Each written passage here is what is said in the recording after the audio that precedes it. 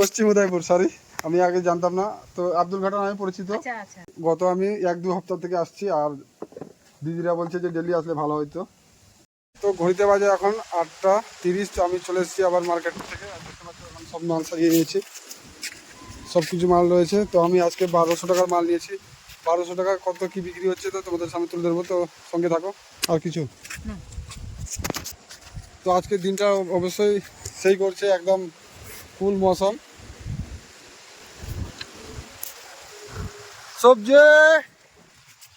তো এরকম ডেলি বিক্রি হলে অবশ্যই ভালো লাগবে। বেচাকেনা মোটামুটি চলছে। কি আছে এগুলাতে?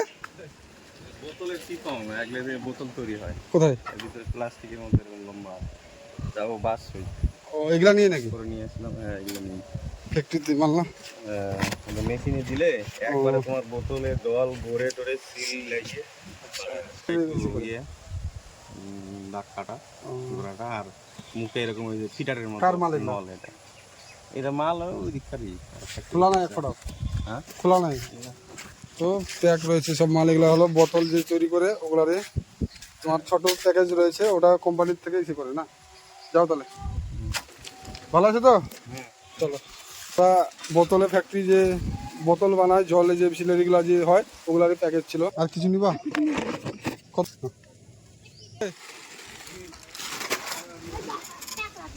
ভালো আছিস? তো ফাইনালি আমি পৌঁছে গেছি একদম আরেকটি পাড়াতে। আওয়াজ দি সবজি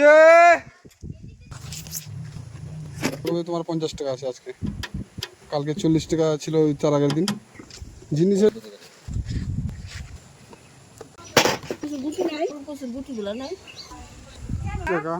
তো ফাইনালি এখন ঘুরতে পারছে 9টা নাগাদ। তো আমি চলে আসছি সবজি পশ্চিম উদয়পুর, সরি আমি আগে জানতাম না। তো আব্দুল ঘাটা নামে পরিচিত। তাহলে আর না হয়ে গেছে আর কি। এই পাড়াতে আমি 1-2 সপ্তাহ থেকে আসছি, আর দিদিরা বলছে যে ডেলি আসলে ভালো হইতো।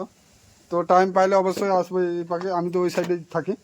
ফাইনালি দিদির বাজার হয়ে গেছে অলমোস্ট। আর এদিকে টাটা করে দাও, কিছু বলবা? আবার আসবা? আচ্ছা, তো সবজি নিয়ে আসবা। ঠিক আছে ঠিক আছে না না এখন আর কি। তো ঘড়িতে বাজে এখন 9:50। আমি প্রায় বেটা আমার শেষ কমপ্লিট। তো মাল নিয়ে আসছিলাম আমার 1200 টাকা। তো এখন রয়েছে এখানে 100 টাকা। আর কিছু মাল রয়ে গেছে, ভিন্ডি আছে, বেগুন আছে, করলা আছে, আর বান্দা আছে, কিছু অনেক মাল রয়ে গেছে। তো বিকালে ওগুলো বিক্রি করবো।